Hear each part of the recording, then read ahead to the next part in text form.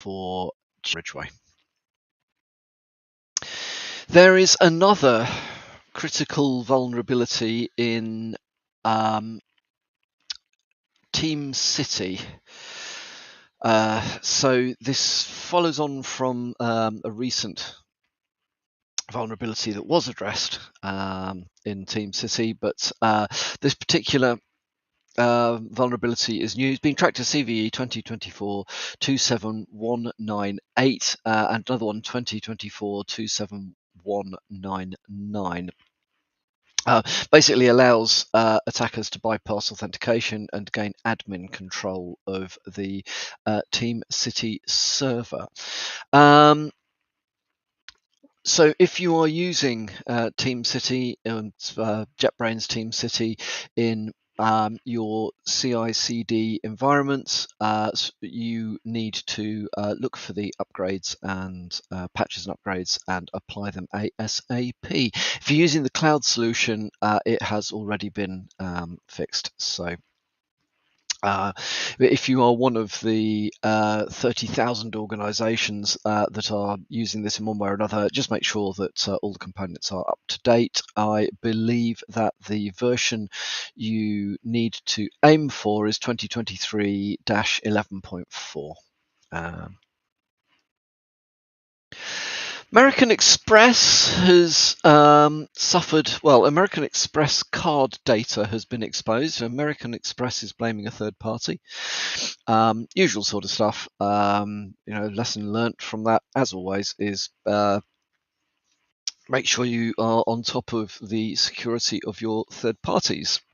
It's unclear from the article in the Register whether it is just US customers of American Express that have had their data leaked, or whether it might include other customers. But as always, if you are concerned, check your accounts, look for unusual activity, and report the activity to American Express ASAP if you do find something that is concerning.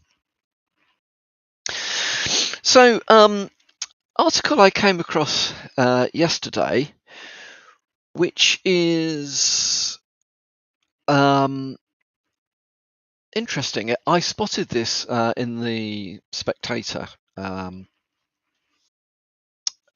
than in the mainstream cyber news, because I think it hasn't hit the site. I think it hasn't sort of hit the cyber community's radar yet, but will do.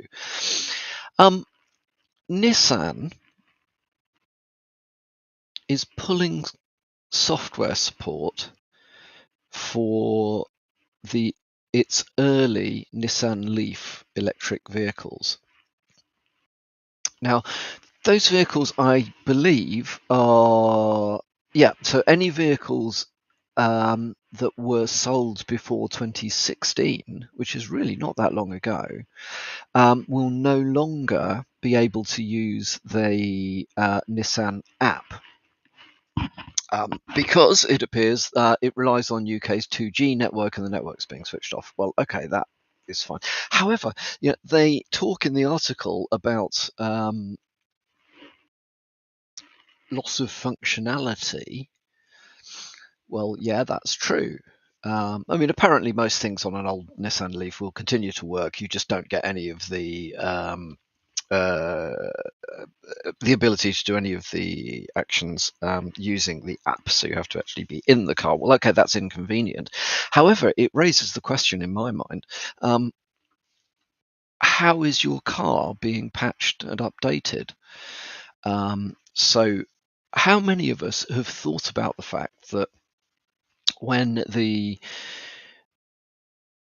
auto industry stops providing patches, your car will then be sat there vulnerable to attack? Now, we already know that the auto industry is not in any way good at securing their systems. I mean, you look at the articles on how to jailbreak your Tesla, the videos on YouTube about how to do it, and so on and so forth.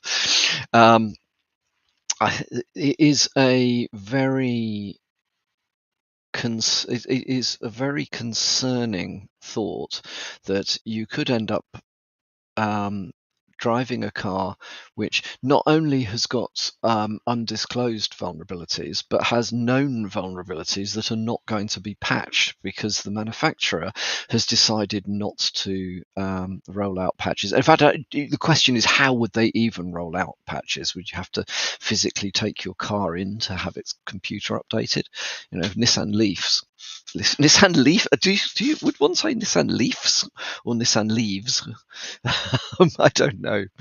Nissan Leaves will not be able to get over-the-air updates, I guess, if they rely on 2G network and the 2G network's been switched off.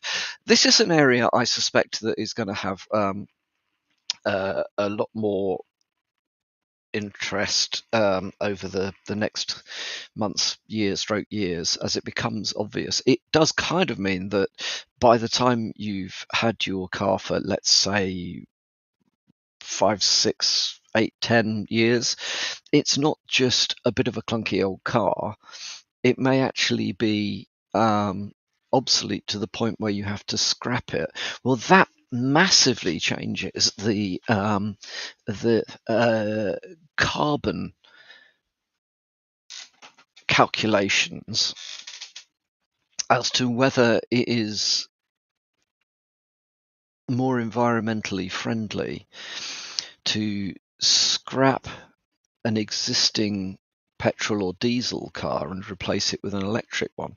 I mean, there's some very interesting research. A lot of it actually been done by Volvo, and anything that doesn't agree with the current paradigm of fossil fuel bad, electric good, gets suppressed.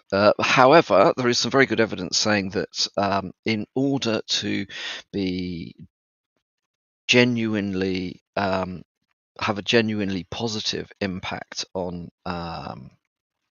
carbon emissions, you need to keep your electric vehicle for a reasonably long time. So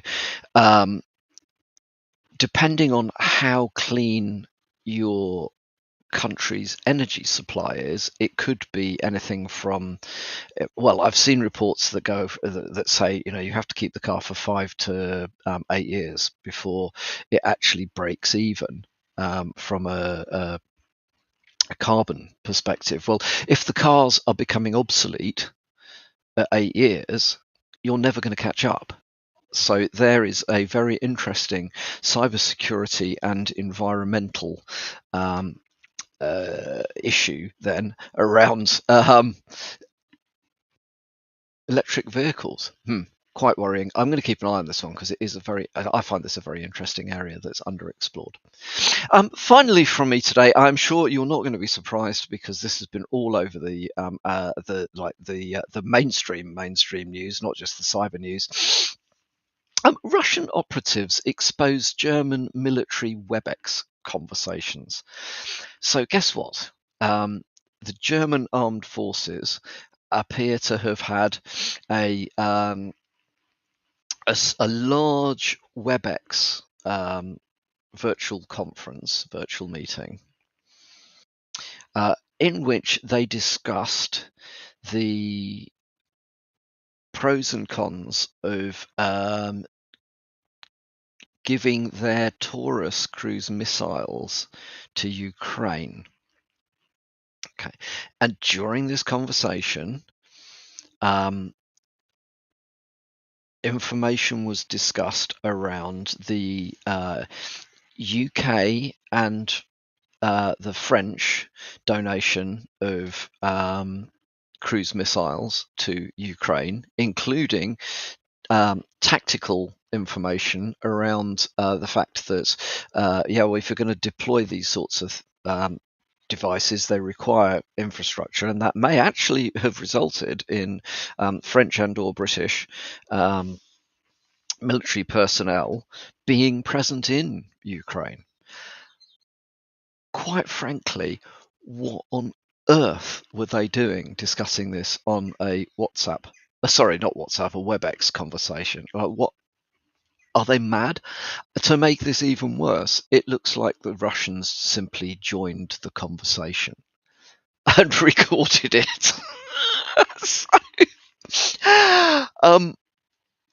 This absolutely beggars belief that um, one of the most important members of NATO could be this stupid.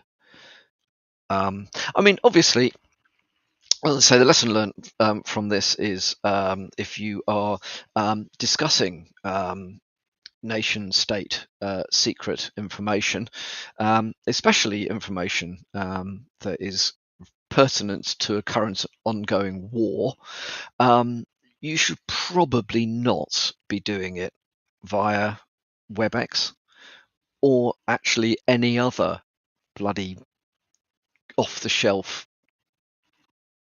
video conferencing solution. I mean, this is just the potential repercussions from this are absolutely enormous. It is like, just seriously, what the fuck? Anyway, look. So there we are. Look, don't discuss your nation's secrets on open channels where the Russians have joined to eavesdrop. Would be what I would say. So that is frankly all from me for today. I hope you have a good Tuesday, and I shall speak